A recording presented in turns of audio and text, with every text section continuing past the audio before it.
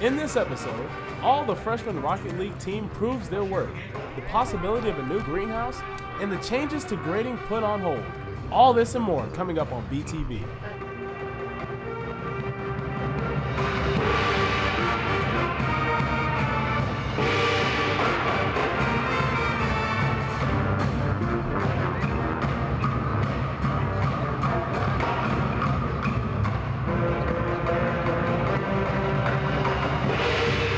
Welcome back to BTV. I'm Miles. And I'm Lexi. Recently, Mrs. Farmer applied for a grant to build a greenhouse at our school.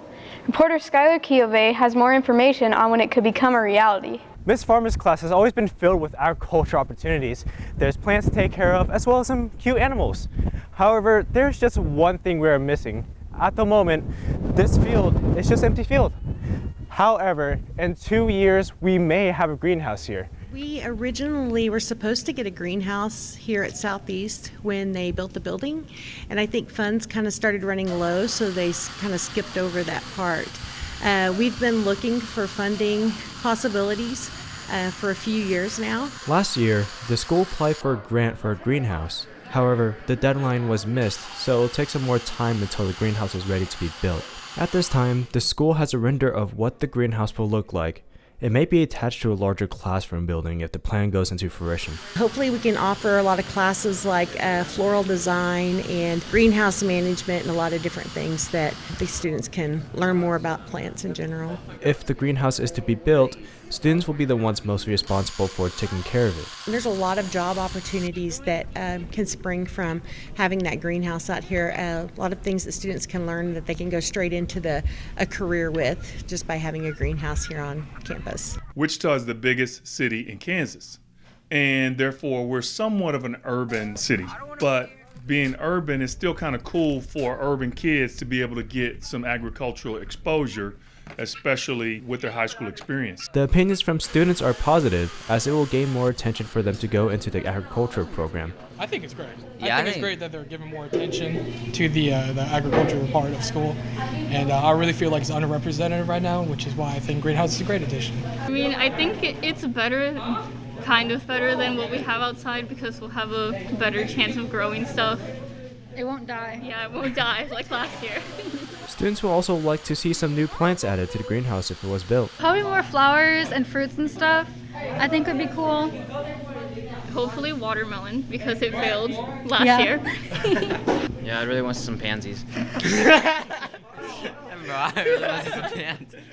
The greenhouse is a great way for students to get into the agricultural program, and I can't wait to see what's to come in the future. For BTV, this is SKYLER KEOVILAY. Fruit trees have been planted at Southeast. They will be located on the north and east sides of the building. We will have a variety of fruits growing, such as apples, pears, peaches, plums, and cherries. Standards reference grading was supposed to be implemented next year for all freshman level classes, but now the timeline has changed. Reporter Christy Doe has more. There has been a pause in the timeline of SRG implementation. So because of the pandemic, all the preparation and support and training we wanted to do with teachers, we haven't been able to do because of having to shift all last year to remote learning. COVID is part of the reason for the pause, but many teachers feel like they are not prepared. It's like on a lot of the trainings, they haven't necessarily used English standards. They've just shown us other people's, so that leaves me with a little bit of question. A little bit prepared, but I don't think our standards, or our scales, I should say, are really ready yet, because I'm still kind of working out the bugs. The original plan was for SRG to be implemented for all freshman entry-level classes. The new plan is another year of piloting it. We are slowing down as far as implementing the grading, so not all Algebra 1 or all English 1 courses. It'll just be based on individual teachers who might feel ready to start that in their course. Many teachers are glad that there is a pause. I think overall we just need to, stop and get everyone else more information so they better understand what's going on, both teachers, parents, and students. I think for teachers like that are like the singleton classes, it's going to be really helpful for them. It'll give me another year of being able to work with it, and then maybe have some suggestions and a model for other art teachers to use. There could still be more changes in the future. Next year we'll gather feedback from teachers and administrators again. So just see how it is, how we adjust back to how things are going right now. So There's no set plan beyond the 22-23 school year, so what happens after that will be communicated next year. For BTV, I'm Christy Dong. Thanks, Christy. No matter if it was passed or postponed, thankfully I wouldn't have to deal with it. And now an update for all of our students. Reporter Chris Verdeau has more. On March 22nd, 2022, the Kansas Senate passed Senate Bill 484, known as the Fairness in Women's Sports Act, and they also passed Senate Bill 496, also known as the Parents' Bill of Rights. The Transgender Sports Bill, which would prevent transgender females from participating in girls' and women's athletics, was passed last year as well, but was vetoed by the governor. Last year, we talked to Representative Stephanie Byers, who opposed the bill, and Senator Ty Masterson, who supported it. Just hearing these things, I know of kids across Kansas who are saying, I'd like to go out for the girls' tennis team, but now I don't even know if I should go to the organizational meetings. There have been now multiple cases that have across the country in general, in which you have, for example, a championship female runner that then lost the title to somebody who had a physiological advantage. If the Parents' Bill of Rights becomes a law, school districts will be required to create policies that gives parents the option to view classroom lessons, tests, books, or any additional materials used in a classroom. This would make it easier for parents or guardians to challenge any of that content, and this was caused mainly issues related to gender, sexuality, and race. Supporters say that they want more parents to be invested in what their children are being taught, but opponents question the workload involved. We want parents to be more invested in understanding what their children are being taught and where the resources are coming from. The governor has vetoed both the bills, and the legislature will attempt to override the veto this session. For BTV, I'm Christopher Doe. On March 31st, a group of speakers went into the library and spoke about how people can help the LGBTQ+ community, especially trans people. They even handed out buttons. There's people in front of me, behind me, beside me, and they're all wearing... The last drama production was held on April 8th and 9th. The production was the play, A Piece of My Heart, from the playwright Shirley Leroux, and took place in the late 1900s. And now it's time for this installment of Have You Heard? This time, we asked you buffs to identify some video games on our professional pictures. Top of the morning, little gangsters. We're here with Eden, and we're gonna interview him and see if he knows his games only from our best, well-taken time of our drawings. So, we got this first one for you right here. Please tell me, what game is this? Is that the Bite of 87? That's obviously Five Nights at Freddy's. It's the Bite of 87. Be for real. Now, I bet you won't know this one. I took my time out of this. Final Fantasy VII? No. What character? What character though? Sorry, I'm thinking Squall. It's Final Fantasy VIII. Not Sephiroth. It's a bad Cloud. Okay. He knows that one. He doesn't know this one. Oh, that's what's the Oregon, me when you're my Oregon Trail. Okay, we got Travis Scott against Batman, so we gotta know what game is this. Has to be Fortnite. Fortnite, yeah. Fortnite? I feel like it's Fortnite, yeah. There you go. It was Fortnite. So you guys got that one. Pretty easy. No, what's this one? Among Us. No one really knows what this one is, so here is this for you. There you go. What is it? I think I saw this like on PS4. I think it's Persona 5. I think. I'm not sure. I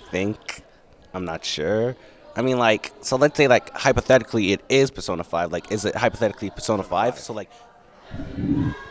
Yeah, you got that right. Oh, my God. Nobody actually knows that one. Now it's time for the Sportscast. Here's Evan Tong.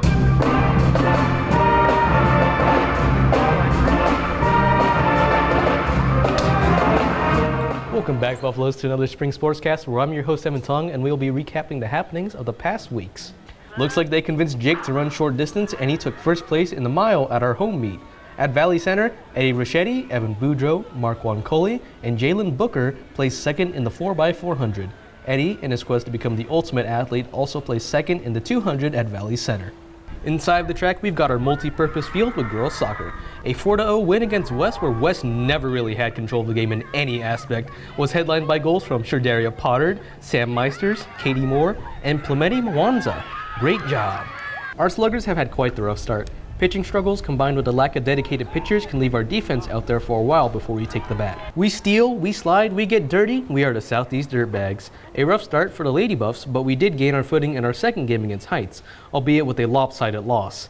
Our struggles mostly begin with a thin bullpen and fielding. Coming out of the winter, girls swimming is up. We beat South and West handily in our first meet. At the North meet, we beat North in a close victory of 5 points and lost to Northwest. Some outstanding performers include Susie Jacobs, Mia McCormick, Maddie Cabrejos, Lily Young, and Diana Gonzalez. Attention, Sunny Dang, Carson Reynolds, Alex Wynn, and Jordan Huang under charges for racketeering. Beware. It's been an upward battle for tennis with first-year players, but they did notch their first team win against South. Sunny Dang also recorded a win against Bishop Carroll. Let's see if we can put it together. A sport in which they play at hours that kids on pass cards would hate to wake up at. It's been a bit of a struggle, but this team of mostly first-year players like Lionel Sweet and Ryan Newby are trying to break the mold. In another realm of competition, here's a triumphant story about esports with Noah Bierig. Feels kind of good because I always wanted to be on the team, and that we're doing this good is pretty happy. I'm pretty good. From downtown into our town, the freshman esports goes undefeated. It's not uncommon for one of our esports teams doing well, but a team of all freshmen has blown everyone else out of the water. About a year ago when I first started Rocket League, I started watching pros play and stuff like that, and I always wanted to be on the team and play and go against other teams and stuff. I've never seen it. We've had freshmen. They usually start on our JV team, talk with the seniors, get mentored by the seniors and juniors, some of the upperclassmen, and then find themselves on the varsity team maybe sophomore year. To have an all-freshman champion-level Rocket League team, I'm super excited. This is pretty rare. Because this is their first year as a team, they are currently unranked but will get their rank at the end of the season. We are undefeated right now in the season, so we are tied for first across the entire region. These freshmen have only room for growth. Yeah, absolutely. I mean, it's hard not to take a really optimistic viewpoint of this. All freshmen already undefeated through over half the season, looking like they're going to have a really high playoff run. So, I mean, what is next? How can they get any better than this besides just pure domination for 4 years straight? These players have even inspired some younger kids to come and play. Yeah, actually we've had a couple middle schoolers come in and view our lab, and we're probably going to have more of that.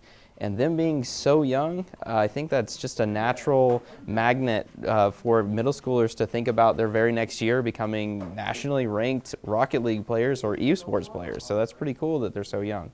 For BTV, I'm Noah Bierig. Thanks, Noah. Perhaps you could be the next Stewie 2K. Now, here's Buff Elite's Ricky Clay introducing one of our very own dirtbags. Hi, I'm Ricky Clay. Welcome back to Buff Elites. Today I'm here with my good friend and a member of our own varsity baseball team, Lucas Madison. Lucas, it's great to have you here. Thank you, Ricky. Thanks for having me on today. No problem. For your player, Lucas, you've really seen the chemistry of this team build and you've seen team morale. Can you really tell me about what's it like being on this team and just about the whole team in general? I sure can. The players are great. They're fun to be around. Practice is always fun. Games are way funner. We're all hyped in the dugout, especially when we're winning. The boys, we have a really good group of young, talented baseball players right now. So the next couple of years should be great for the program, and I'm looking forward to see how it turns out in the future. Yeah, that's great. I definitely do as well. We'll be gone and graduated, but to see those teams really build themselves will be very fun to see. Now, one question I do have is, what are you guys doing to, build on what you already have established, especially with, all the team morale that you seem to have built even with the COVID year? I mean, we're just practicing harder, taking more ground balls, taking more fly balls, running through plays, taking BP before games, taking BP the day before games, doing scrimmages against each other, just trying to get better as a team and learn how we flow together as a team. With that great energy going forward, tell me about, some of that schedule coming ahead so that we can look forward to watching some of these games. Tomorrow we have a doubleheader against Northwest at McAdams Park. And then this Thursday we have another doubleheader at McAdams against I think Northwest. So we should hopefully win a couple of those games today this week, and just build from there. Awesome, awesome. All right, well, once again, that's Ricky Clay with Buff Elites. I was here with Lucas Madison. See you next time. Thanks, Ricky. Well, here's another duo of Buff Elites. Congratulations to Isis Collins and Natalie Loomis for stepping up to the next level by signing with Hutch Community College to dance for the Blue Dragons. Well, that's it for my penultimate sportscast. It's been nice to sit here in this chair. Well, back to you, Miles and Lexi. The Enchanted Garden Prom was held on April 2nd at the Brick and Mortar venue. Tammy Nguyen won the title of Prom Queen and Jason Ma won the title of Prom King. That's it for this episode of BTV Buffs. We'll leave you from the sights and sounds from our senior versus staff basketball game. Correction, Marcus Pierce. Tip goes to the faculty. From these bricks, we need to take a vote. What should the new hall be named? Coach Mitchell up with a shot. Oh, and he drains it again. He drains it again. They're shooting up bricks again. Kristen shooting up bricks again. Lyndon Duncan with the ball. Kristen chopping after him down the court. Anthony Burns.